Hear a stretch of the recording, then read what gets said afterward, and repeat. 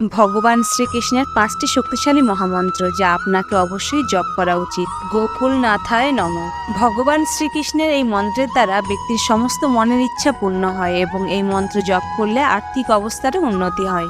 শ্রীকৃষ্ণ গোবিন্দ হরে মুরারি, হে নাথ নারায়ণ, হে বাসুদেবায়। এই মন্ত্র উচ্চারণে ভগবান কৃষ্ণের কৃপা সর্বদা লাভ করা যায়। হরে কৃষ্ণ কৃষ্ণ কৃষ্ণ হরে হরে, হরে রাম রাম রাম হরে হরে। এই 16 নাম 32 অক্ষরের মহামন্ত্রটি শ্রীকৃষ্ণের সবচেয়ে প্রসিদ্ধ মন্ত্র। এই মন্ত্র উচ্চারণে প্রতিটি জীবের মুক্তি লাভ হয়। ক্রিং কৃষ্ণায় নমঃ।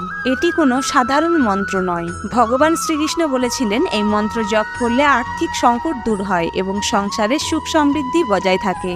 ওম কৃষ্ণায় নমঃ। এই মন্ত্র জপ করলে সংসারে সুখ শান্তি বজায় থাকে। প্রতিদিন সকালে স্নান করার পর এই মন্ত্র জপ করা উচিত। বন্ধুরা, ভিডিওটি ভালো লাগলে প্লিজ সাবস্ক্রাইব